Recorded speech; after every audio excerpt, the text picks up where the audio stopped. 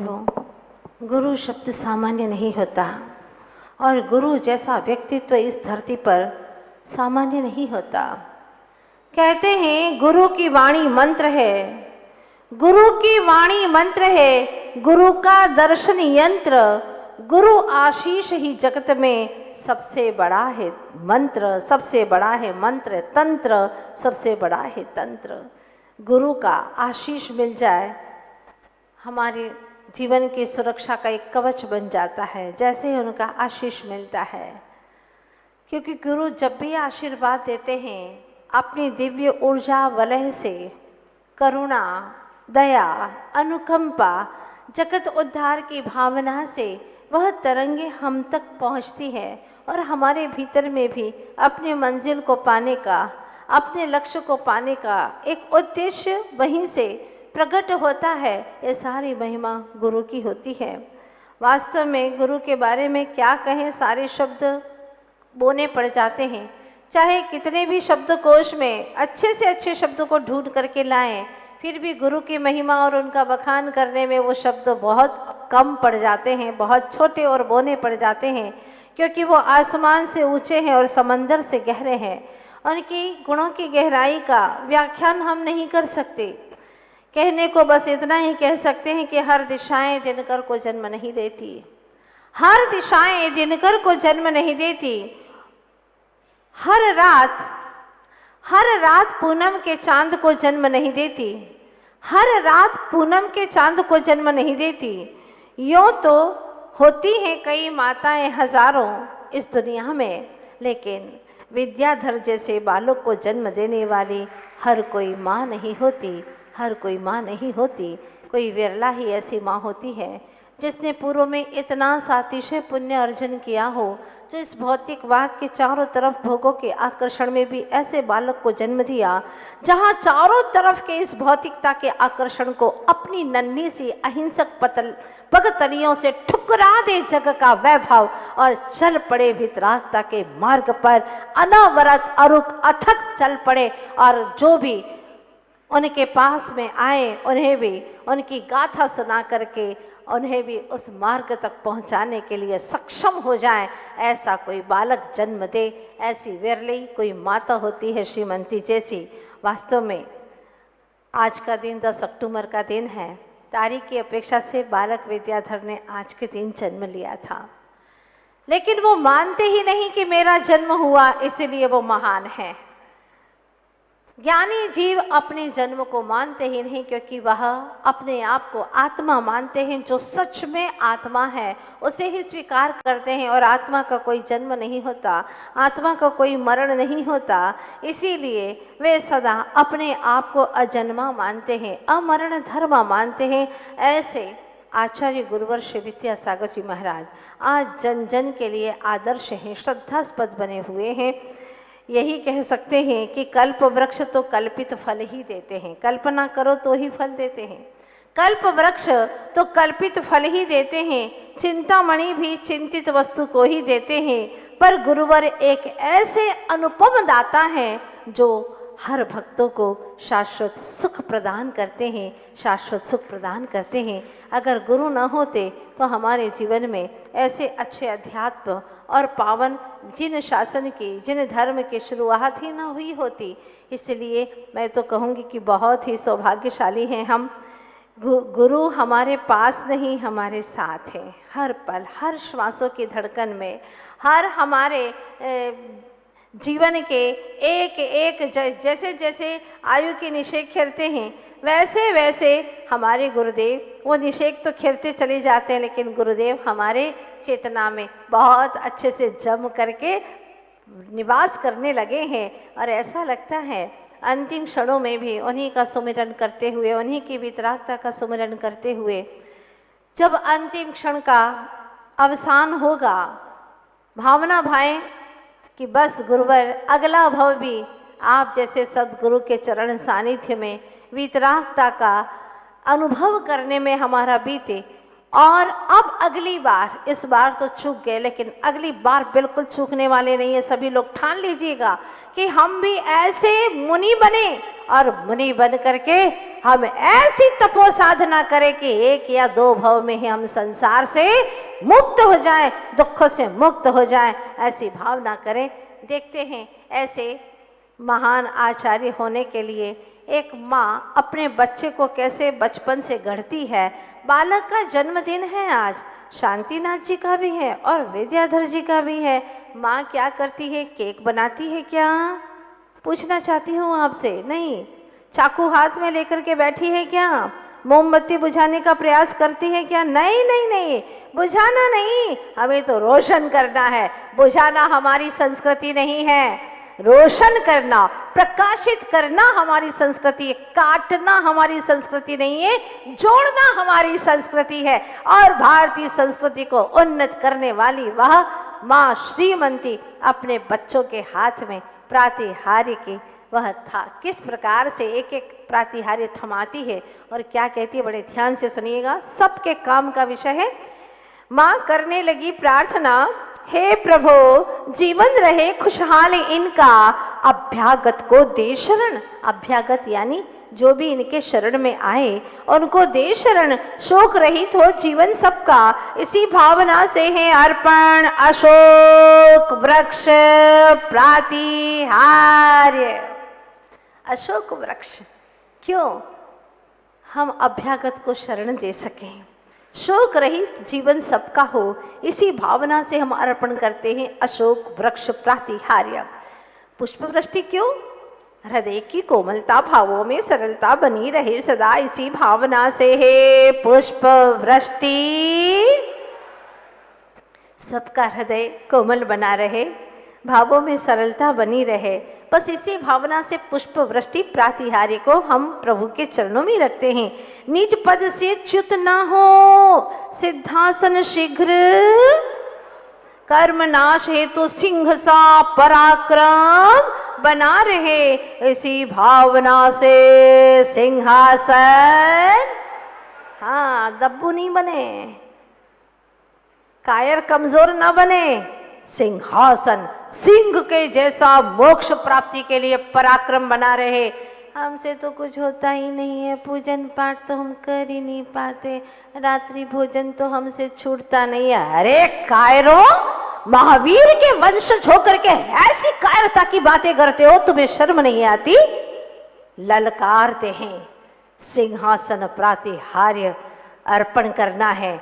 सिंह जैसा पराक्रम हो, मैं सब कुछ कर सकता हूं, मैं वीर का वंशज हूं, तीर्थंकरों की वंशावली में मैंने जन्म लिया है, वो मेरे आदर्श हैं, वो मेरे आराध्य हैं, वो मेरे परम पूज्य हैं, जिन्होंने सारे सारे धन वैभव को छोड़ दिया। 6 खंड के वैभव थे जिनके पास में, उनको उन्होंने पल भर में छोड़ दिया, पीछे मुड़ करके नहीं देखा। आखिर ऐसा कौन सा वैभव है तुम्हारा जिसके लिए तुम्हें समय नहीं मिलता? दिन में भोजन नहीं कर पाते हो, रात रात में निशाचर की भांति, राक्षसों की भांति भोजन करना पड़ता है, और नरक का द्वार खोल रहे हो। चत्तारो नरकम द्वारम, 4 नरक के द्वार हैं, उसमें प्रथमम रात्रि भोजनम, पहला रात्रि भोजन है। क्यों नरक का द्वार खोल रहे हो? कोई कम है तुम्हारे दुखों के द्वार खुले हुए जो एक और नरक का द्वार खोले जा रहे हो? हमारे भगवान ने कहा है, और भगवान कभी असत्य नहीं कहते। अगर आप अपना उत्थान चाहते हो तो इतना तो कर ही सकते हो, है ना? दिन भर खाने के लिए कितना खाओगे खाओगे खाओगे खाओगे तो चीटे मकोड़े बनोगे। दिन भर खाने पीने के पीछे देखो, बेचारे पशु घूमते रहते, कुत्ता दिन भर दौड़ता है, क्यों? बोलते जाओ, क्यों दौड़ता है? खाने के लिए। गाय दिन भर इधर से उधर घरों घरों के अंदर मुंह मारती रहती है, क्यों? खाने के लिए। सूअर इधर उधर नालियों में मुंह डालते रहते, क्यों? बकरी इधर उधर घूमती रहती है, भैंसे काली काली घूमती रहती है, खाने पीने के पीछे। चींटी मकोड़े घूम रहे हैं दिन भर अपनी आहार संज्ञा के पीछे। ध्यान रखना, अगर दिन में भी रात में भी खाना खाना खाना, अगर यही दिख रहा है तो फिर परशु योनि में ही जाना पड़ेगा, जहां बस तुम्हें बहुत खाने की इच्छा थी ना, लो अब खाने के लिए 24 घंटा है, खूब खाते रहो, घूमते रहो, फिरते रहो। अभी भी संभल जाओ, सिंह जैसा अपना पराक्रम उन्नत करो, मैं सब कुछ कर सकता हूँ, मैं भगवान हो सकता हूँ। तो क्या एक श्रावक की चर्या पालन नहीं कर सकता? हाँ, श्रमण नहीं बन रहे हैं आप, श्रावक ही बन रहे। कम से कम सच्चे श्रावक तो बन जाओ, जैन कुल में आए हो, इतना तो कर लो। क्या कहती है माँ, निज पद से च्युत न हो, सिद्धासन शीघ्र प्राप्त हो, कर्म नाश हेतु सिंह सा पराक्रम बना रहे, इसी भावना से सिंहासन प्रातिहार्य है। हर दिन लगे उत्सव सा, हृदय की धड़कनों में परमानंद सा का बजता रहे साथ सदा। इसीलिए दुंदुभी निर्भर मोबाइल की बेल बजती रहती है दिन रात।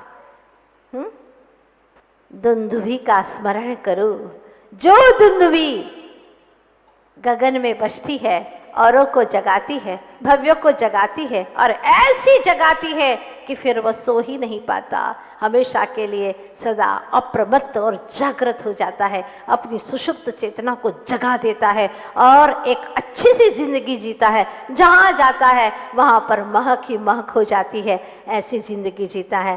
तो दुंदुभी प्रातिहार्य कैसे चढ़ा रहे हैं? हर दिन लगे उत्सव सा, हृदय की धड़कनों में परमानंद का बसता रहे साथ सदा। इसीलिए दुंदुभी प्रातिहार्य है। प्रभु के चरणों में जाओ, गुरु के चरणों में जाओ, हर दिन उत्सव जैसा लगता कि नहीं लगता? अपने आप पैर थिरकने लग जाते हैं। हाँ, चेहरे पर एक रौनक सी आती है, हाथों में अपने आप तालियां बजने लग जाती हैं। क्यों? क्योंकि उत्सव सा लगता है। निश्चित बात है, पूज्य पुरुषों की चरण सन्निधि पाते ही हमारे जीवन में ऐसी रौनक आती है कि हम दुख भूल जाते हैं, हम अपने संकटों को भूल जाते हैं और अपने आप ही आनंद उत्सव चलता रहता है। ब्रह्मांड की समस्त वीतराग शक्तियों की दिव्य छत्र छाया बनी रहे, मस्तक पर सदा इन्हीं भावनाओं से अर्पण छत्रत्रय।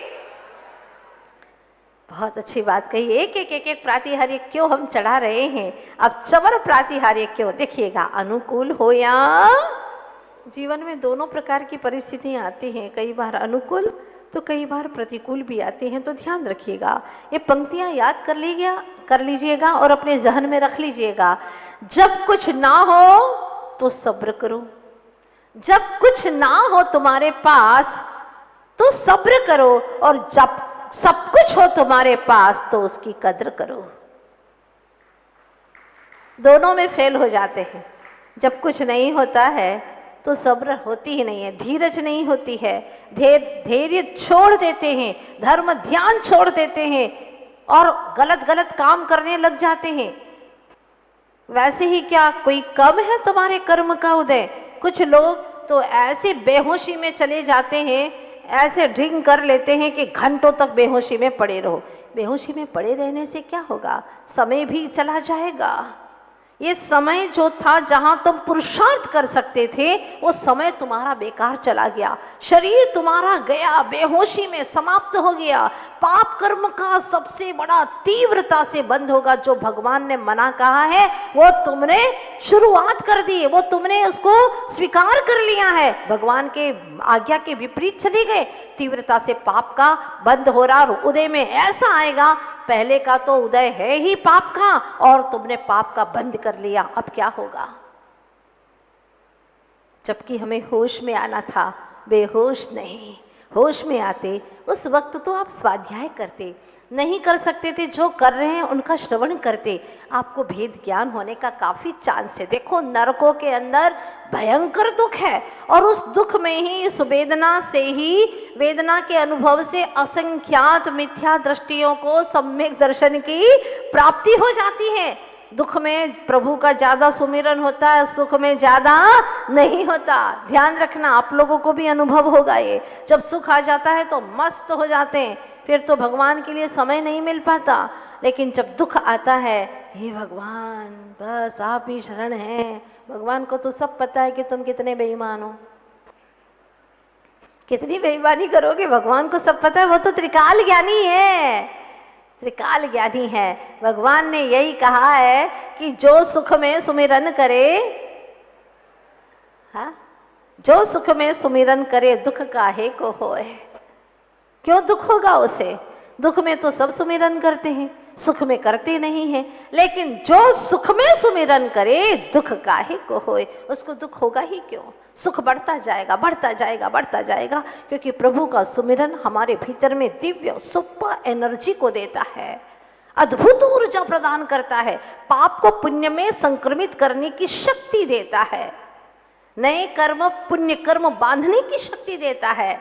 इसीलिए भगवान का सुमिरन एक पल के लिए भी न छूटे, अनुकूल हो या प्रतिकूल दिखता रहे भव का कुल सुख दुख के हिंडोले में झूलते हुए भी बनी रहे नित समता, वृत्ति में हो नम्रता, तभी उड़ सके इतना ऊंचा लोकाग्र में सिद्धों तक पा जाए अमरता। इसीलिए चवर देखो ऐसे पहले झुकते हैं ना चवर, नम्रता हो, जितनी नम्रता होगी इतना ही ऊपर उठते चले जाओगे सिद्धालय तक। विनयम मुख द्वारम, विनय ही मुक्ति का द्वार है। जो अकड़ करके रहता है ना वो टूट जाता है, इसलिए अकड़ना नहीं। किस बात के लिए अकड़ना, आता क्या है अपने को जो अकड़े, क्या चीज़ है ऐसी अपने पास में जो हम अकड़े। जिनके पास में 6 खंड का वैभव था वो नहीं अकड़े, तो हमारे पास में क्या चीज़ें बताओ, कुछ चीज़ ही नहीं है। हाँ, जन्म और ने दिया, गर्भ में किसी और ने रखा, जन्म उसने औरों ने ही दिया, नाम भी किसी औरों ने ही रखा, पढ़ाया भी किसी और ने, शिक्षाएं किसी और ने दी, धंधा करना किसी और ने सिखाया, पैसा कमाया किसी औरों के बदौलत। ग्राहक नहीं आते तो कहाँ से पैसा कमा लेते, सब तो औरों के ऊपर है, और मरेंगे तो जाएंगे भी औरों के कंधे पर। है क्या हमारे पास में जिसका हम अहंकार करें, कुछ भी तो नहीं है। इसीलिए नम्र वृत्ति होगी तो सिद्धालय तक ऊपर उठते चले जाएंगे। अध्यात्म भावना से न हो मन दोलायमान कभी कि बहुत सुन लिया भैया, 4 महीने हो गए सुनते सुनते बस हो गया, खाते खाते कितना काल बीत गया बताओ, अनंत काल बीत गया, आहार संज्ञा छूटी नहीं इस जीव की। 4 संज्ञा आहार भय मैथुन परिग्रह संज्ञा अनंत काल से इस जीव के साथ में लगी हुई है, आज तक मिटी ही नहीं। अंदर की इच्छाएं जो हैं, संज्ञा यानी इच्छाएं, वो मिटी ही नहीं। तो आप सोचिएगा, अध्यात्म की भावना के लिए हमें कभी भी ऐसा नहीं, निराश नहीं, हताश नहीं होना है कि बस अब बहुत हो गया, कब तक माता जी आप रहोगे यहाँ पर। ऐसा तो नहीं सोच रहे हो ना आप लोग, बोलो नहीं ना। बहुत अच्छे हैं, बहुत अच्छे हैं, आपकी भावना बहुत अच्छी है और होना भी चाहिए।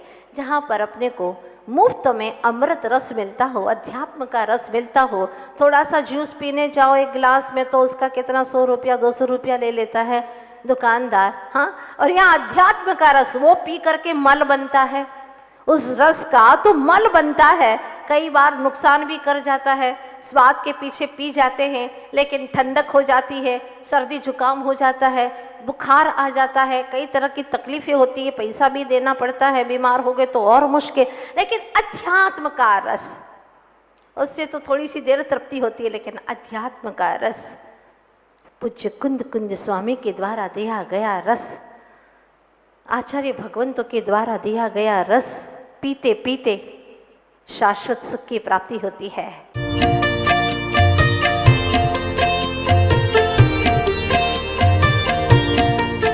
महाराष्ट्र राज्य की प्रसिद्ध